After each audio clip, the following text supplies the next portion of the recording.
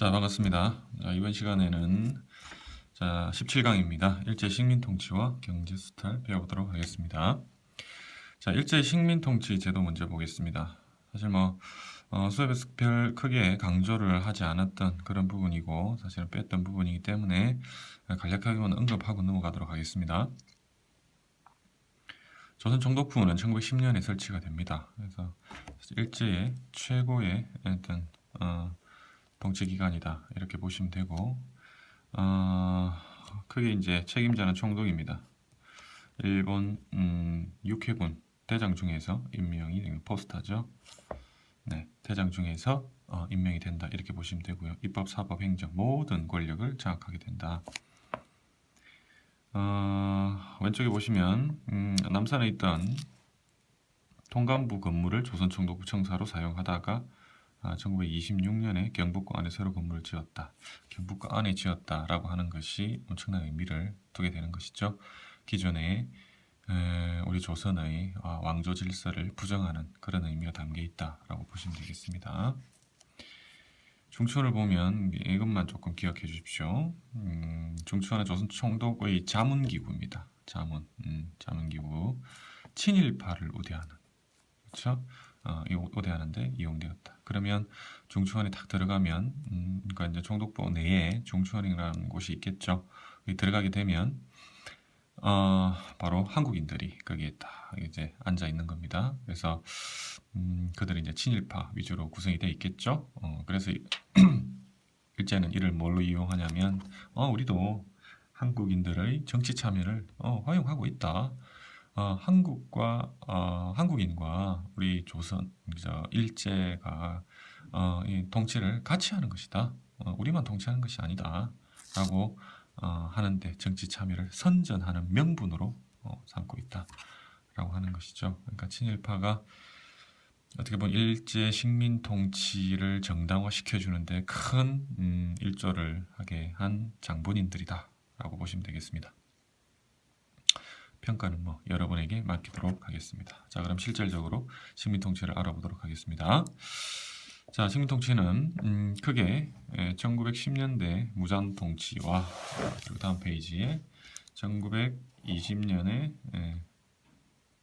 20년대 문화 통치, 그리고 1930년 후반 이후에 민족 말살 통치, 이렇게 구분되게 됩니다. 먼저 1910년부터 10년대부터 보도록 하겠습니다. 자, 무단 통치입니다. 헌병 경찰제도. 헌병이 경찰의 역할을 담당하는 제도다 이렇게 보시면 되겠습니다. 사실 헌병이라고 하면 군대에서 범죄자를 처리를 하는 겁니다. 그러니까 군법에 의거해서 그들을 이제 처벌하는 그런 사람들인데, 이 사람들이 경찰의 역할까지 한다. 경찰이 원래 하는 역할은 민간인의 범법자들을 처벌하는 것이죠.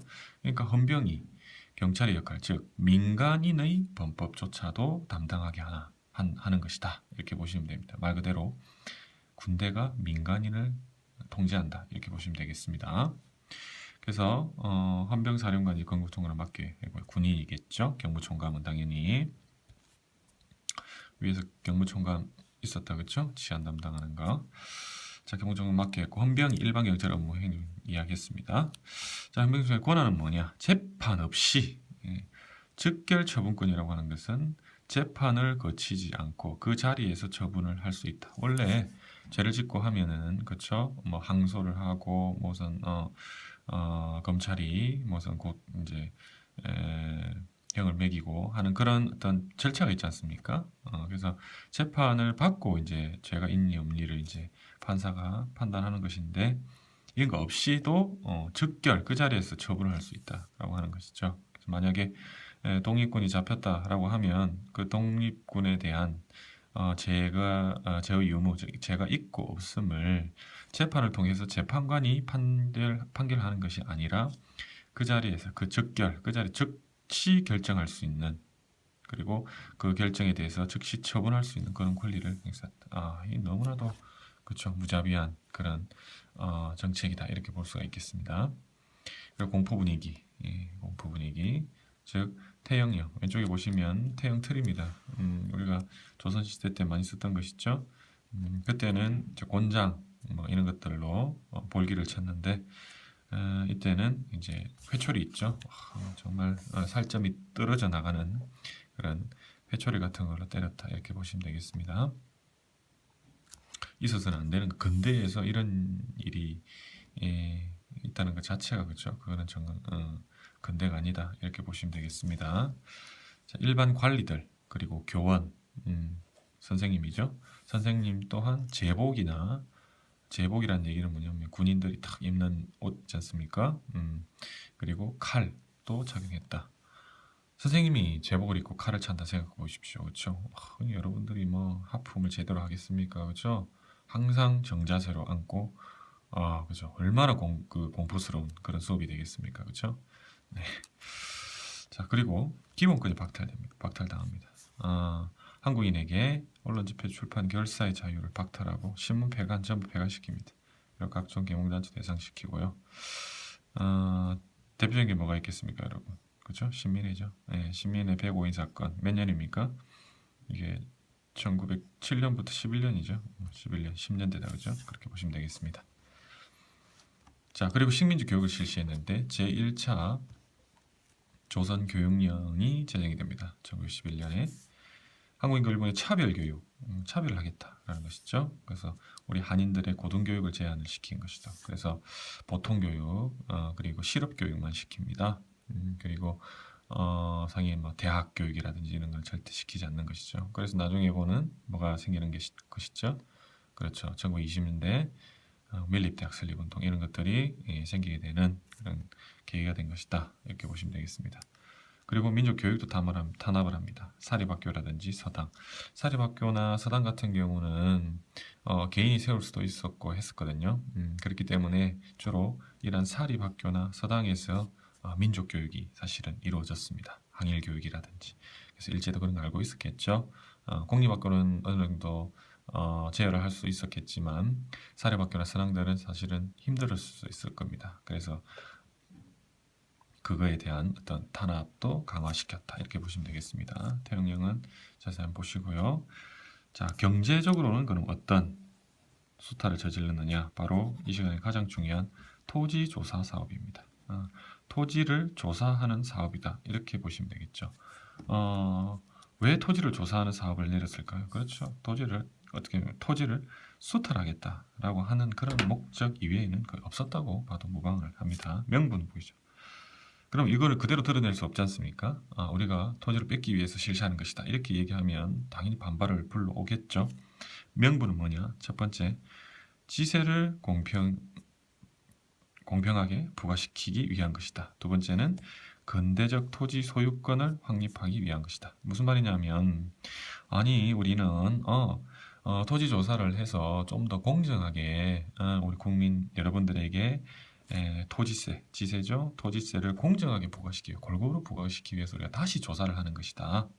그게 첫 번째인 것이고, 두 번째는 너네 어떤 토지 소유권 같은 경우는 고대에 머물러 있는 그렇죠. 그래서 조선시대 구시대적인 것이다. 그래서 우리가 다시 토지를 조사해서 여러분들의 어떤 토지 소유권 자체를 근대식으로 확립시켜 주겠다라고 하는 것이죠. 그런 어떤 명분을 가지고 토지조사 사업을 실시합니다. 하지만 그 실상은 다른 것이죠. 식민지배에 필요한 재정, 그렇죠. 재정 확보. 그러니까 말 그대로 토지를 철저하게 조사를 해가지고, 그렇죠? 찾아내가지고 숨어 있는 토지까지도 철저하게 찾아내가지고 그걸 통해 거기에 지세를 물리고 세금 물려서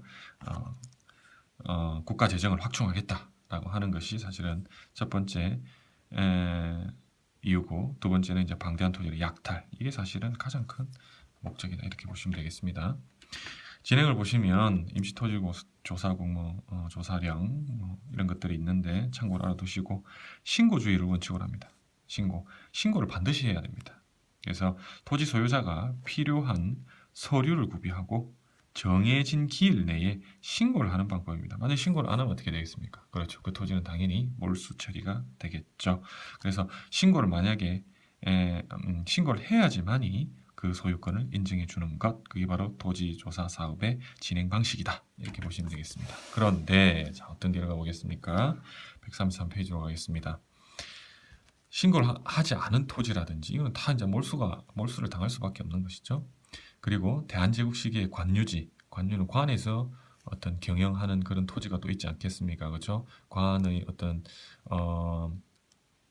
자금, 관을 운영하는 데 필요한 돈 이런 것들을 위해서 일단 관청 옆에 일정 토지를 그들이 운영을 하고 있었거든요. 그런 토지는 사실은 소유자가 명확하지 않지 않습니까? 그런 이제 관유지라든지 그리고 마을이나 문중의 공유지가 있을 겁니다. 마을이나